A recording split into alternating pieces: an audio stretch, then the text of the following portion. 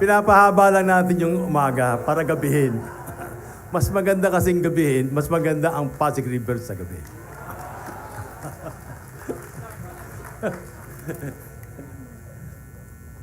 Ito na. Ladies and gentlemen, the President of the Republic of the Philippines, His Excellency Ferdinand R. Marcos Jr.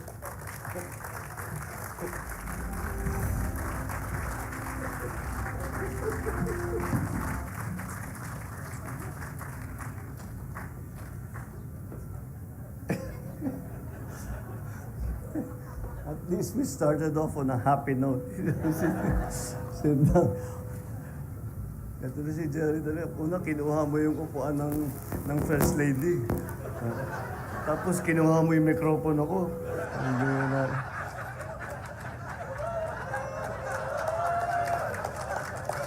Buti na lang napakaganda ng project mo. Maraming salamat, Secretary Jerry Acusar, sa iyong pagpakilala nung nahanap mo na rin yung tamang mikropono. Senate President Chis Escudero, members of the Senate, of course, His Excellency, the Chinese Ambassador to the Philippines, Ambassador Wang Xiliang, honorable members of the Cabinet, MMDA Chairman, Chairman Artes, honorable members of the House of Representatives, Manila Mayor Hani Lacuna, of course, the driving force actually behind all of this, and thank God for that. Look at this, this is beautiful. The First Lady Lisa Araneta Marcos.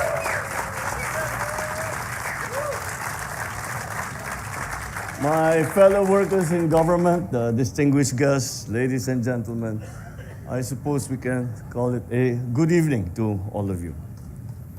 Well, last week, when this event was originally scheduled, nature had its way with us, and we had to postpone this event. Nature reminded us once more who is truly in charge. But nature has also taught us that patience and perseverance is rewarded. So here we are, a week later, more than ready to unveil Phase 3 of the Pasig River Urban Development Project. This river has served Manila as a lifeblood long before our generation was conceived.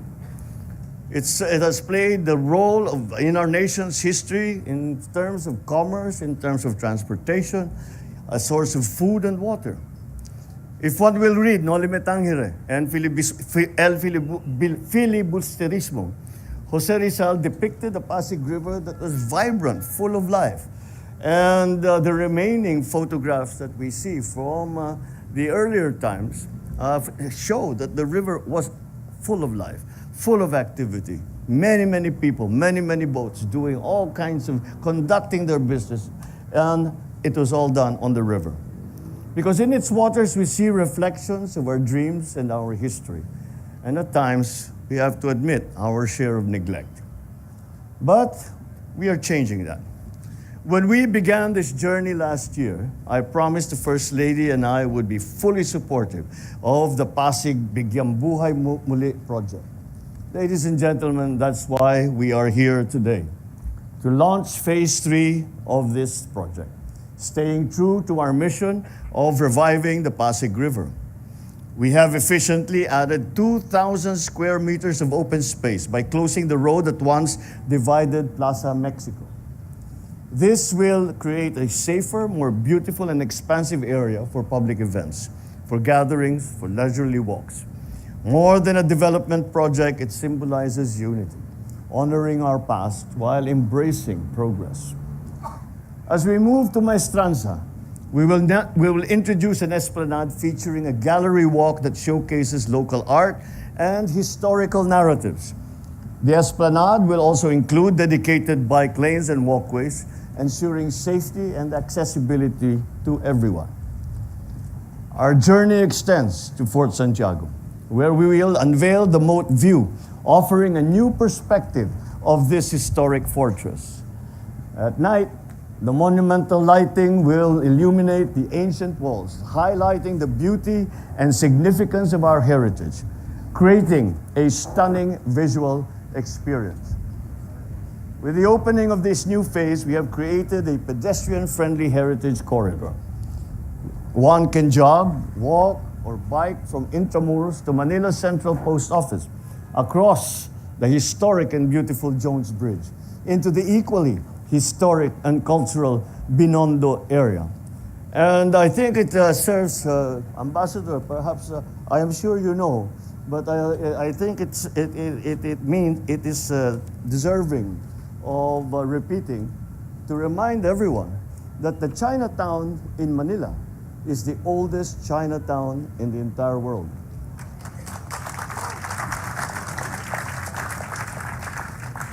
This development has also created spaces for creativity, for commerce, and for community. Following the opening of phases 1 and 2 last year, people have set up various shops along the esplanade to cater to students, to couples, to tourists, to friends and families who have come to enjoy the beauty of Pasig River. I have been, when I walk along, Secretary pulls out all kinds of statistics, and this how many people, 500,000 people came for Chinese New Year. Daily, so many people come and they enjoy the palisade, they enjoy the walkway. The only statistic that I've been looking for that no one can tell me, how many people have proposed in the walkway and have become betrothed or have eventually gotten married. Balitang balita na ang dami talagang nagpo-propose dahil napaka-romantic daw ng venue.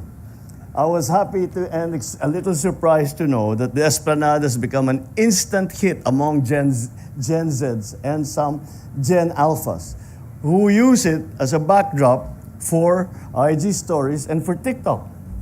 Of course, hindi magpapahuli kami mga millennial. Nakapost na ito sa Facebook namin. Si Secretary Acusa naman ay magsesend ng postcard para ma-share ang ganda ng Pasig River Esplanade. Now with the launching of Phase 3 of Pasig River Urban Development Project, I am certain more stories and core memories will be witnessed by this place. I am thrilled to see the social and economic development of a fully revitalized Pasig River and what it will mean for Metro Manila once again. Our mission is simple, but it is difficult. To bring back the river to its pristine state, make it a vibrant waterway once again for life, for culture, and for mobility. This milestone would not have been possible without the hard work and dedication of the Interagency Council for the Pasig River Urban Development, led by the DSUD and with its members, the MMDA and the Department of Tourism, with the Intramuros administration, the City of Manila, of course, and of course, our very important private sector allies and partners. May you continue your initiatives to expedite the development of the other segments of this project. Make our vision for Pasig River a reality. The First Lady, Lisa, and I are keeping an eye on the progress of this vital project. I am certain that her interest in history and culture has enriched this initiative, ensuring that Pasig River becomes integral to our collective identity. Mga kababayan, sa pagbabalik natin ng sigla at buhay sa Ilog Pasig, hindi lang tayo makakapag-post ng Instagrammable na photo. Mapapaalagaan din natin ang ating kasaysayan, ang ating kalikasan, ang ating kinabukasan.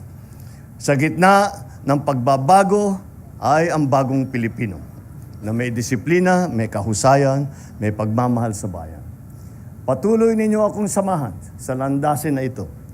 Langhapin natin ang sariwang hangin at masdan ang mga sinag ng ilaw sa tubig. Naway lagi nating matatandaan, ito ay ating ilog. Ito ay ating kinabukasan. Sama-sama tayong bubuhayan ito. Maraming salamat at mabuhay ang Ilog Pasig. Mabuhay ang bagong Pilipinas.